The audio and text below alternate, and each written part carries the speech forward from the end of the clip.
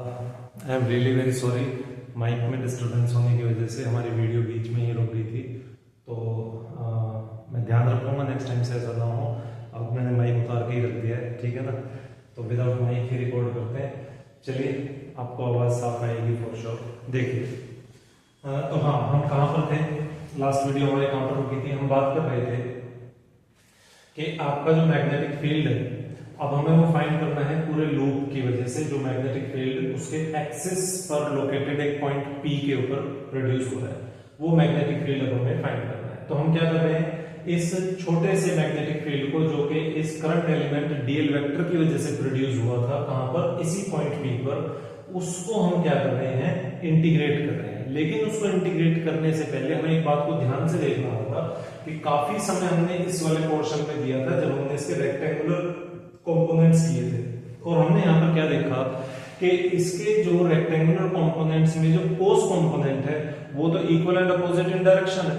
भाई आप सिमेट्री देख रहे हैं ना, यहाँ पर एक डीएल वेक्टर है, यहाँ पर एक डीएल वेक्टर है, दोनों क्या सिमेट्रिक है। अगर इस पॉइंट पर इस पॉइंट पर हम लेंगे तो सिमेट्रिक होंगे, इस पॉइंट पर लेंगे तो सिमेट्रिक होंगे। तो हमें सिमेट्रिक लेने हैं, ऐसा नहीं एक यहाँ पर ले लो और एक यहाँ पर ले लो, ये सिमेट्रिक नहीं होगा, it will not be symmetric. तो अगर हम सिमेट्रिक करंट एलिमेंट्स ले रहे हैं इस सर्कुलर लूप के ऊपर, तो हम क्या देख रहे हैं, कोस कंपोनेंट तो कैंसिल हो रहे हैं सभी के, बच क्या रहा है, साइन कंपोनेंट्स बच रहे हैं केवल। और वो साइन कंपोनेंट्स सभी एक ही डायरेक्शन के अंदर प्रेजेंट हैं, इसीलिए वो क्या हो जाएंगे, सिंपली ऐड ऑन होते चले जाएंगे। तो हमें जो इंटीग्रेशन करना है वो डीबी का इंटीग्रेशन नहीं करना है, वो किसका करना है, डीबी के साइन कंपोनेंट का इंटीग्रेशन करना है। तो प्लीज इस बात को ध्यान से समझिएगा कि हमें डीबी का इंटीग्रेशन नहीं करना है, डीबी के केवल साइन कंपोनेंट का इंटीग्रेशन करना है, क्योंकि बचा केवल वही है, एट लास्ट केवल वही बचे हैं। आपके कोस कंपोनेंट्स क्या हो गए, कैंसिल हो गए, वो मैंने आपको यहाँ पर अच्छे से बताया है। चलो, अब जैसा कि हमें पता है, एज हमें मालूम है sine theta is equal to perpendicular upon hypotenuse. अच्छा, थीटा यहाँ पर अपना क्या है, ये थीटा है, ठीक है ना। ये अपना ए है, ये अपना एस वेक्टर है, ये सब हमने मार्क है। चलो, तो थीटा अपना क्या है, थीटा दिस इज थीटा, ये अपना राइट एंगल ट्रायंगल है, इसके अंदर ये थीटा है, ये 90 डिग्री है। सो यहाँ पर परपेंडिकुलर क्या हो गया, ये आर जो रेडियस है वो परपेंडिकुलर है, और हाइपोटेन्यूज क्या है, ये एस, ये क्या है आपका हाइपोटेन्यूज है, तो आर अपॉन एस। चलिए, नाउ अब ये वैल्यूज हम डालते हैं यहाँ पर, b is equal to integration of dv की वैल्यू क्या है हमारे पास में, mu nought i dl divided by 4 pi s square into r upon s। ये किसकी वैल्यू हो गई, साइन थीटा की वैल्यू हो गई r अपॉन s। चलो, अब यहीं पर ही कर दूं।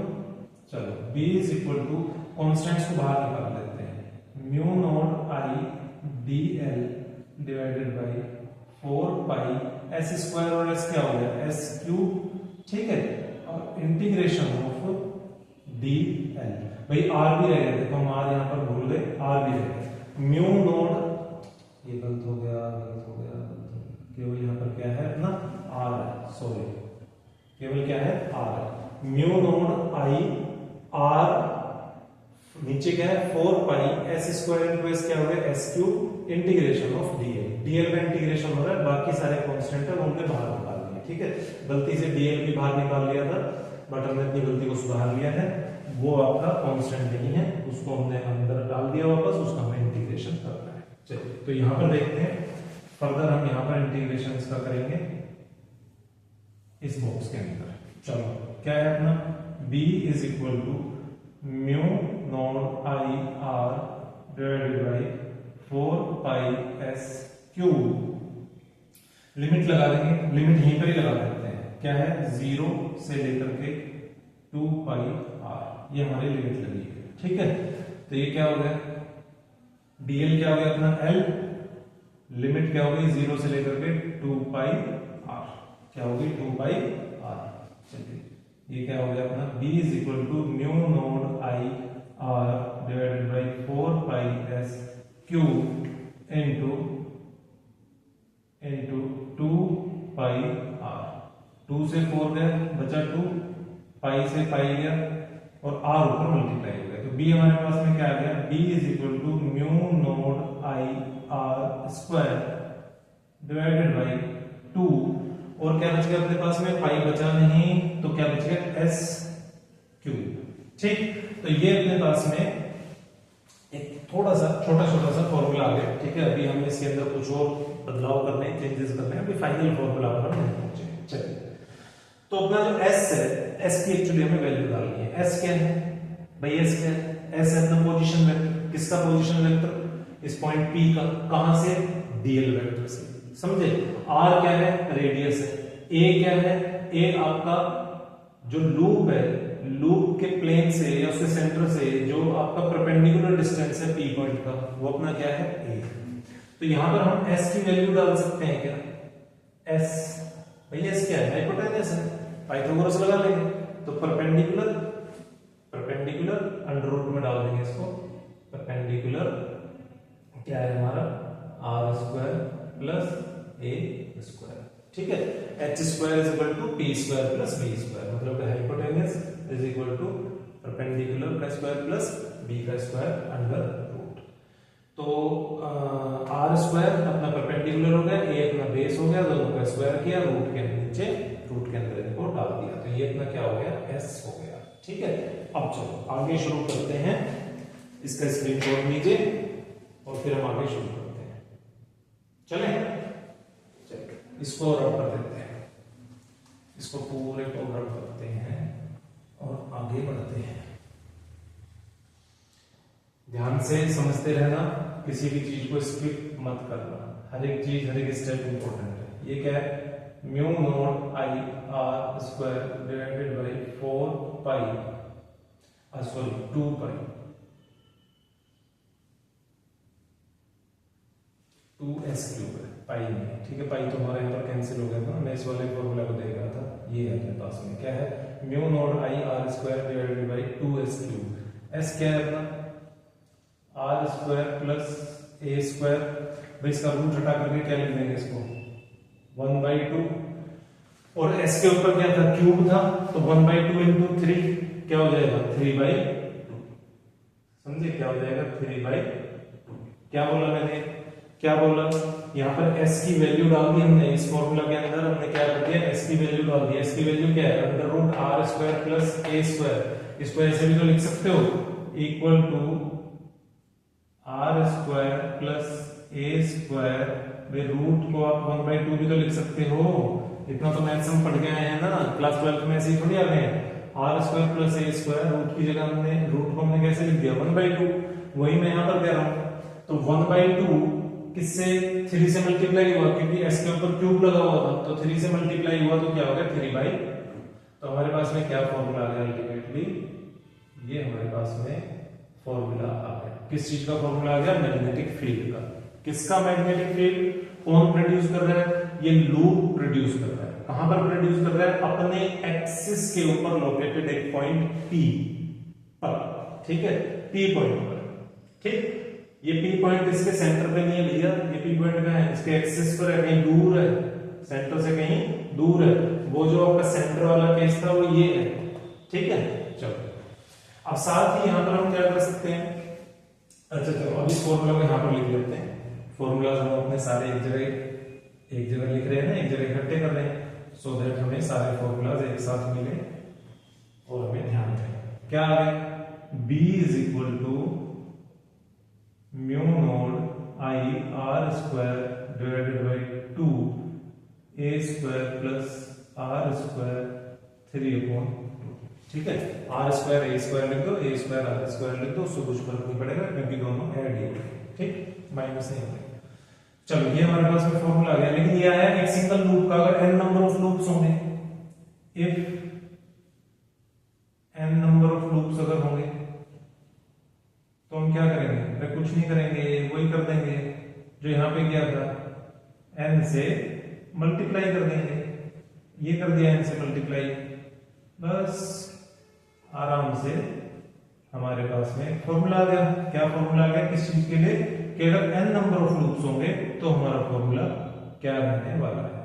ठीक है, ये लो, चलो ये हमारे पास में क्या हो गए, दो फॉर्मूला हो गए। अच्छा इनको भी हम थोड़ा सा ना ठीक से लिखते हैं। ये हमारे पास फॉर्मूला नंबर 1, ये हमारे पास फॉर्मूला नंबर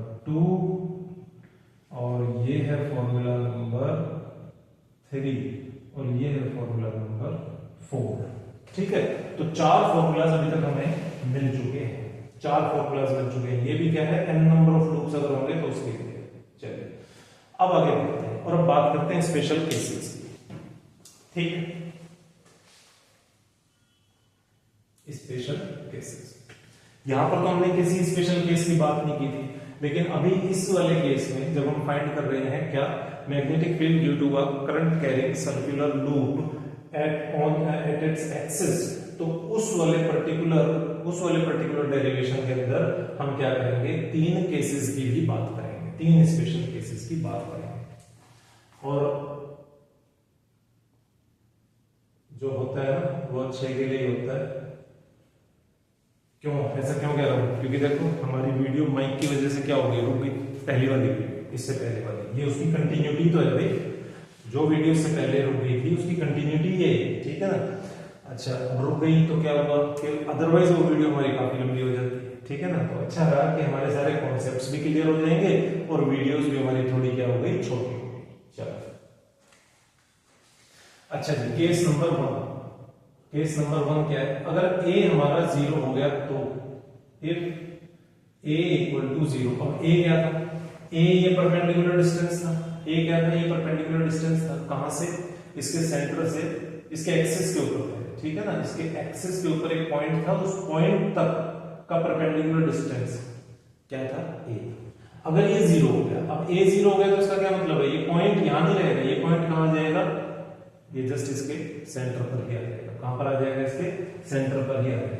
तो कुछ याद आ रहा है कि अगर सेंटर पे आ जाएगा तो सेंटर पर मैग्नेटिक फील्ड क्या होता है, चलो कोई बात नहीं, याद नहीं आ रहा तो ड्राइव कर लेते हैं। हमारे पास में क्या है, एक बेस इक्वेशन है, ये हमारे पास बेस इक्वेशन है, mu not I N R square divided by 2 a square plus are square whole power 3/2। क्या काम है, a हमारा हो गया 0, a हो गया 0, माने यहां पर a क्या हो गया, 0। चलो अगर a यहां पर 0 हो गया तो उससे क्या असर पड़ने वाला है, देखते हैं। Mu not I N R square divided by 2, a तो 0 हो गया तो a स्क्वायर भी 0, खत्म हो गया, 2 r स्क्वायर। अब r स्क्वायर के ऊपर क्या है, 3/2 है, r स्क्वायर के ऊपर भी क्या है, r स्क्वायर के ऊपर 3/2 है, तो ये क्या हो गया, 2 से 2 गया, बचा क्या, क्यूब, तो ये क्या हो गया, r क्यूब। ठीक है, वही हमने यहाँ पर लिख दिया, क्या हो गया, r क्यूब। इसको थोड़ा अच्छे से बना देते हैं, अब दिख रहा है r क्यूब। अब r स्क्वायर से क्या हुआ, यहाँ पर 2r कैंसिल हो गए, तो बचा क्या, सभी कुछ कैंसिल हो जाएगा, बचेगा mu not I N divided by 2r। अरे भाई बाप रे बाप, ये क्या है, ये तो अपना वही वाला फॉर्मूला आ गया, कौन से वाला, ये सेकंड वाला फॉर्मूला। कहां पर ड्राइव किया था ये हमने ड्राइव किया था, magnetic field due to a current carrying loop at its centre. Magnetic field due to a current carrying loop at its centre, उसके सेंटर पर। अरे यहाँ पर भी तो सेंटर पे आ गया, a 0 होने का मतलब क्या है, सेंटर पर ही तो आ गया ना, तो फिर फॉर्मूला तो सेम मिलने ही वाला है, फॉर्मूला तो सेम ही मिलेगा। n नंबर ऑफ लूप्स हैं तो फॉर्मूला ये है, अगर सिंगल लूप है तो फॉर्मूला क्या हो जाएगा, ये हो जाएगा, फॉर्मूला क्या हो जाएगा, ये हो जाएगा। बात आई समझ में, तो n नंबर ऑफ लूप्स है तो ये फॉर्मूला है, सिंगल लूप की अगर बात करेंगे तो फॉर्मूला ये हो जाएगा। ठीक है, तो ये कोई नई चीज नहीं है, ये बिल्कुल जानी पहचानी चीज है, ठीक है ना। चलिए इसको लिख ले, अच्छा इसमें मैग्नेटिक फील्ड की डायरेक्शन क्या होगी, पहले इसको लिख लेते हैं, इसको यहां पर लिख लेते हैं, यहां पे लिख लेते हैं, B is equal to mu not I N divided by 2r। ठीक, इसमें मैग्नेटिक फील्ड की डायरेक्शन क्या होगी, direction of magnetic field will be perpendicular to the plane of loop। क्या होगी, परपेंडिकुलर होगी to the plane of loop. Is it clear, plane of loop के क्या होगी, प्लेन ऑफ लूप के क्या होगी, परपेंडिकुलर होगी, बाहर की तरफ होगी, समझे। अगर ये प्लेन ऑफ लूप है तो बाहर की तरफ होगी, अगर ये इस तरह से हो गया लूप, इस तरह से हो गया तो कैसे हो जाएगी, ये प्लेन ऑफ लूप हो गया तो ये क्या हो जाएगी, परपेंडिकुलर हो जाएगी। समझे? तो it will be perpendicular to the plane of root. चलो ये हमारा हो गया केस नंबर 1। कौन सा हो गया? Case number 1। यहां पर कंडीशन क्या लगी हुई थी? ए हमारा क्या हो गया था? 0। चलो इसको हम ध्यान रखेंगे। अब इसको रब करते हैं, केस नंबर 2 की बात करते हैं। इसको भी यहां से हटा देते हैं, इसकी कोई जरूरत नहीं, हमें पता है ये स्पेशल केसेस की बात कर रहा है। किसकी बात करते हैं? Case number 2। ठीक है, यहां पर कंडीशन क्या लगा रहे हैं? क्या कह रहे हैं? क्या केस है? क्या स्पेशल है इसके बारे में?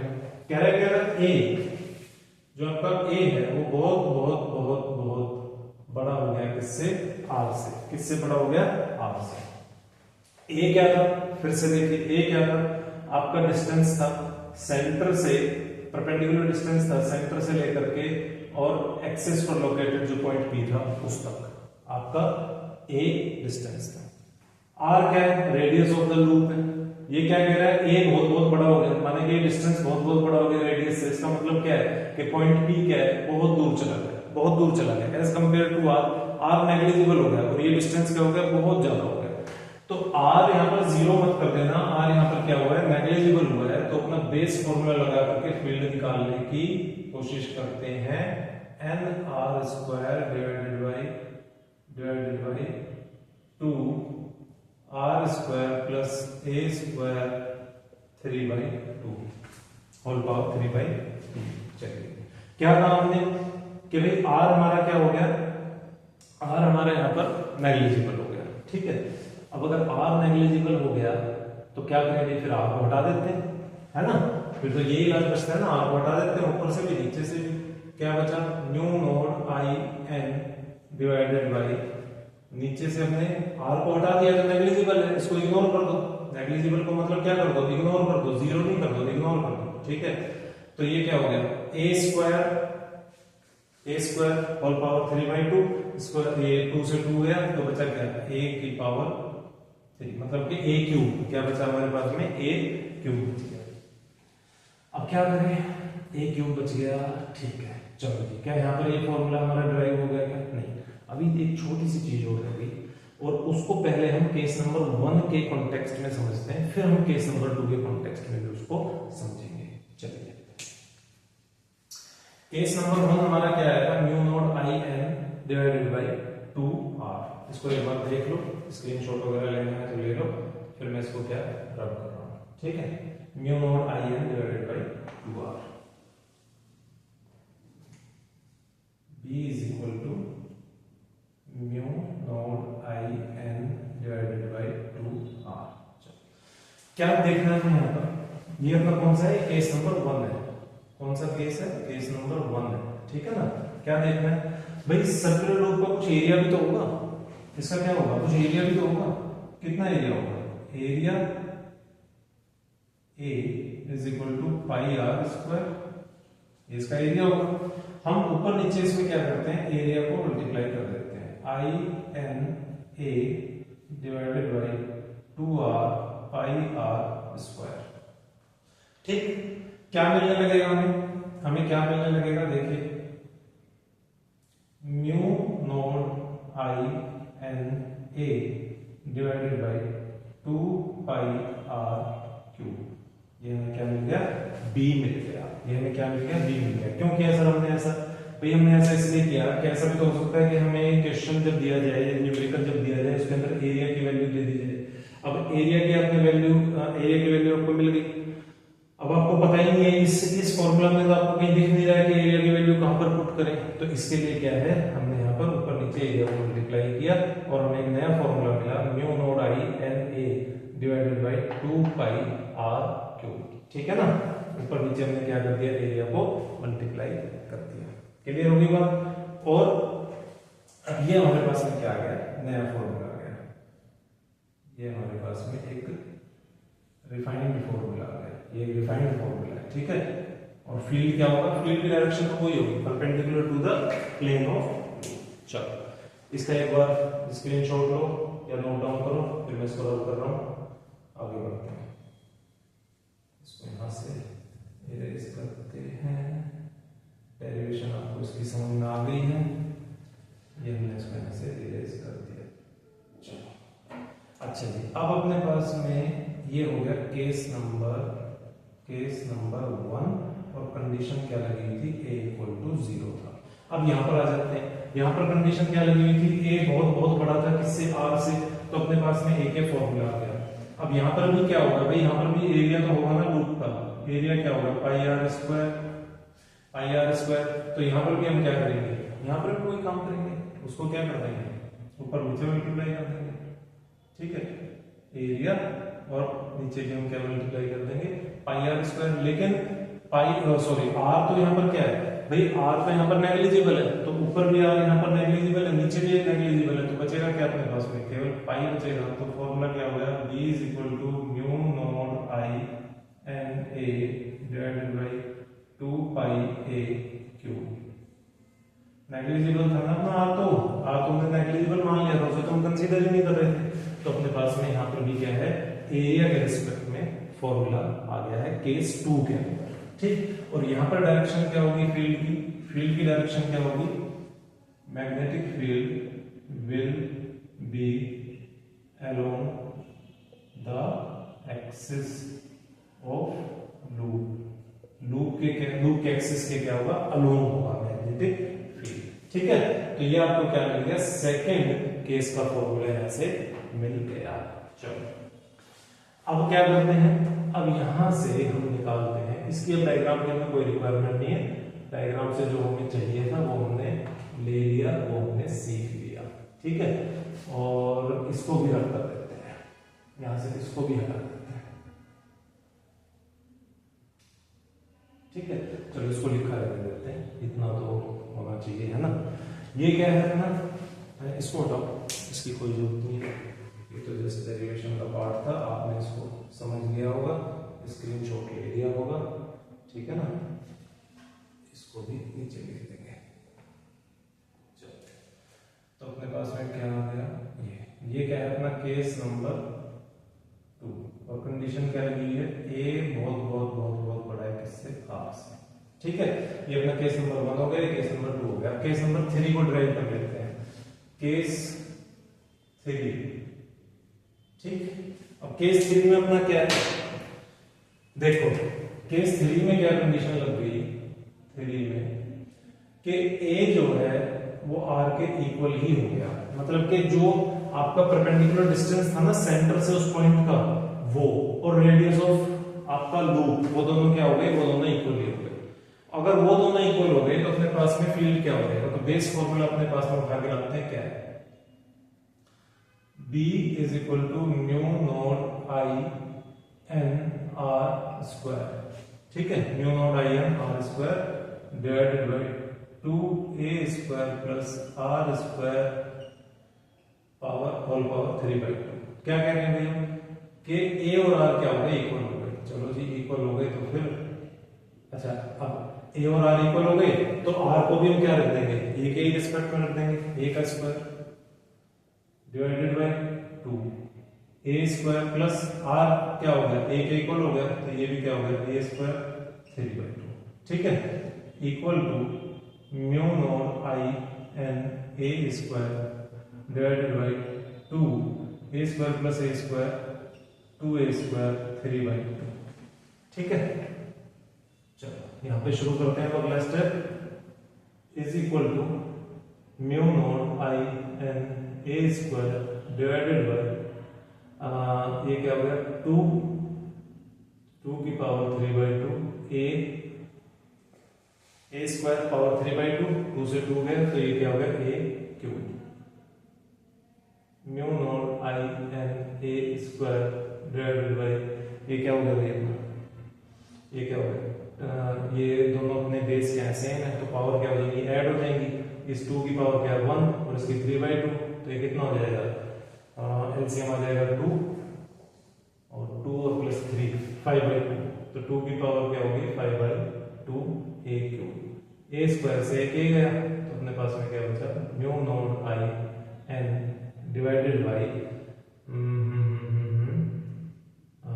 2 5/2 a, ये अपना क्या आ गया, फील्ड आ गया। किस केस में आ गया, ये आ गया अपना केस नंबर 3 में। ठीक है, इसमें आ गया केस नंबर 3 और कंडीशन क्या लगी है, a इक्वल टू आर अगर हो गया तो। ठीक है, तो ये आपको समझ आया होगा अच्छे से। एक बार इसका स्क्रीनशॉट ले लीजिए डेरिवेशन का, फिर हम इसको रब करते हैं और फिर एक बार लास्ट में देखते हैं कि अपने पास में क्या क्या फॉर्मूलाज आए और हमने किस तरह से सारे के सारे डेरिवेशन को समझा। ठीक है, चलो यहां से इसको रब कर देते हैं। स्क्रीनशॉट आपने जरूर ले लिया होगा, इसको भी रब करते हैं, इसकी भी कोई जरूरत नहीं है, बहुत देर से लिखा हुआ है यहाँ पे, इसको भी हटा दो। इस केस नंबर 3 को यहाँ पर लिख देते हैं। केस नंबर 3 क्या है, b is equal to mu naught I N divided by 2 की पावर 5/2 a। इसको भी बॉक्स में डाल लो और कंडीशन यहाँ पर क्या लगी है, a is equal to r। ठीक है, सबकी कंडीशंस भी हमने साथ में मेंशन कर दी है। चलो ठीक है, तो अपने पास में देखते हैं, एक बार फटाफट से रिकैप करते हैं क्या क्या फॉर्मूलाज हमारे पास में यहाँ पर आए। ये वाला केस कौन सा था, ये वाला केस कौन सा था, ये था magnetic field at the centre of a current carrying loop. Current carrying loop कैसा था, सर्कुलर करंट कैरिंग लूप। ठीक है, तो यहां पर हमें क्या फॉर्मूला मिला था, magnetic field is equal to mu naught I divided by 2r। ठीक, और अगर n नंबर ऑफ कॉइल्स हो गए तो क्या हो जाएगा, n से मल्टीप्लाई कर देंगे, बाकी सब हमारा सेम रहने वाला है। ये फॉर्मूलाज 3 और 4 ये हमने किस केस के लिए ड्राइव किए थे, ये था magnetic field at the axis of a current carrying loop. ठीक है, ये लूप भी कैसा था, लूप है तो ऑब्वियसली सर्कुलर है। ठीक है, सर्कुलर लूप था। तो यहां पर अपना क्या फॉर्मूलाज मिले थे, magnetic field is equal to mu naught I are square divided by 2 with in bracket a square plus r square whole power 3/2। ठीक है, और अगर n नंबर ऑफ लूप्स हो गए तो जस्ट यहां की तरह क्या करेंगे, n को इस बेस फॉर्मूला में n को क्या कर देंगे, मल्टीप्लाई कर देंगे। ठीक, इसके बाद आया हमारे पास में केस नंबर 1, इससे रिलेटेड है ये, इस वाले टॉपिक से रिलेटेड है ये केस, इससे रिलेटेड नहीं है, इससे रिलेटेड है, केस नंबर 2 से। ठीक है, यहां से तो केस नंबर 1 क्या है, अगर a हमारा 0 हो गया, a क्या था, a था हमारा डिस्टेंस सेंटर से, लूप के सेंटर से उसके एक्सिस पर हमने एक पॉइंट को रख दिया था, p पॉइंट को, वहां तक का जो परपेंडिकुलर डिस्टेंस था, लूप से जो परपेंडिकुलर डिस्टेंस था, ठीक है ना, लूप के प्लेन से जो परपेंडिकुलर डिस्टेंस था उसकी बात कर रहे हैं, वो कितना था हमारा, वो 0 हो गया। मतलब कि पॉइंट कहां पर आ गया, चलता चलता चलता चलता सेंटर पर ही आ गया।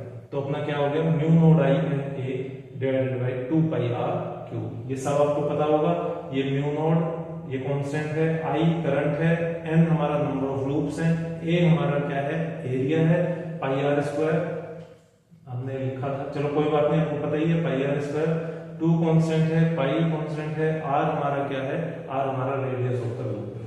डायरेक्शन ऑफ फील्ड इस केस में क्या रहने वाली है, perpendicular to the plane of loop. ठीक है, अगर प्लेन ऑफ लूप ये है तो अपना डायरेक्शन क्या रहेगी, फील्ड की बाहर की तरफ, मतलब के परपेंडिकुलर टू द लूप रहेगी। ठीक है ना, वो बाहर की तरफ अंदर की तरफ है, वो एक अलग बात है। दूसरी बात यहाँ पर क्या है, केस नंबर 2 है, ए हमारा क्या है, इस बार बहुत बहुत बड़ा हो गया है आर से, मतलब कि पॉइंट आपका ये सेंटर है लूप का, तो पी पॉइंट जो है वो बहुत दूर चला गया है एज कंपेयर टू आर, उसकी लेंथ क्या है, बहुत ज्यादा है। तो उस केस में हमने आर को इग्नोर कर दिया था और हमें फॉर्मूला क्या मिला था, mu naught I n a divided by 2 pi a cube, और इसके अंदर अपना फील्ड क्या रहने वाला था, डायरेक्शन क्या थी, along the axis of loop.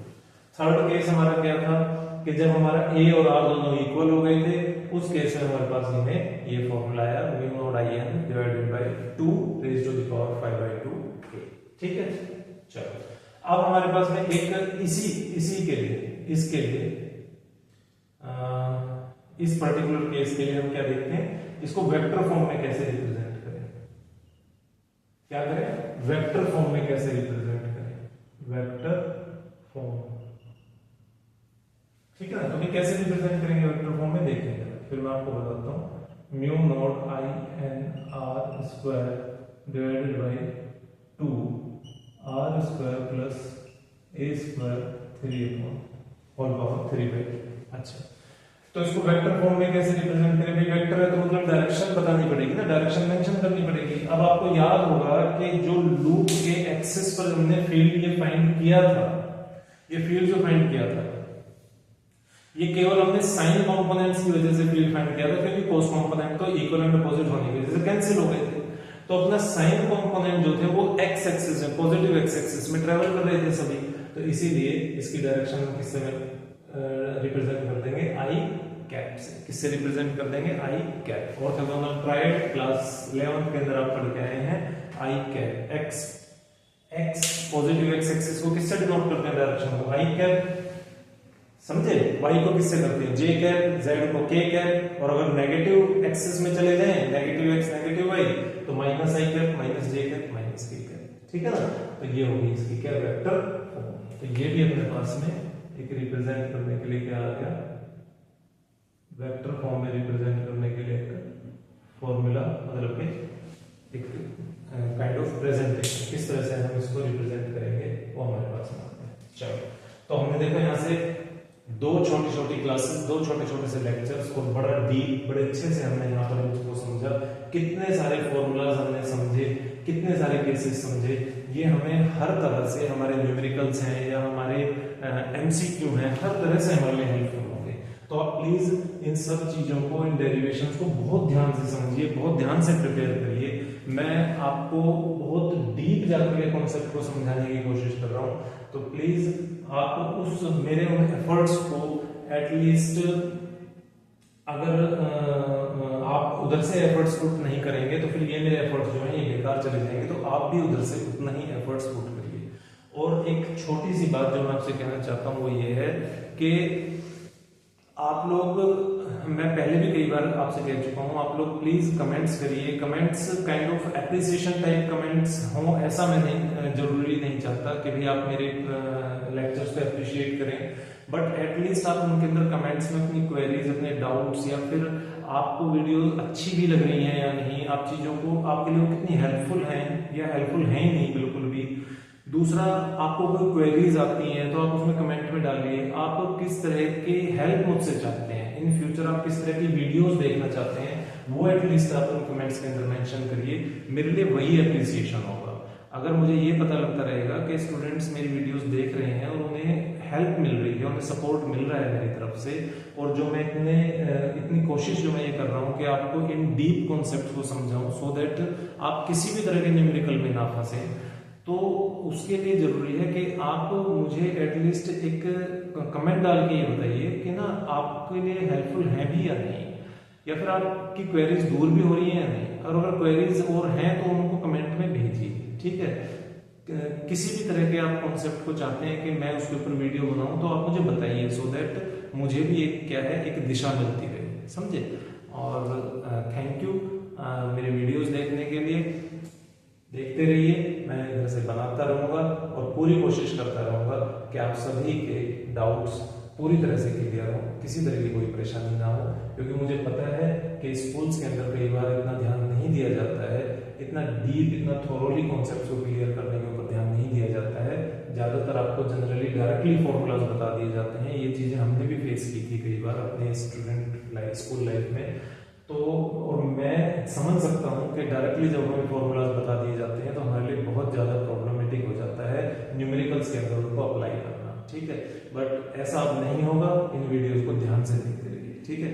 Bye, take care, see you in the next lecture. Take care.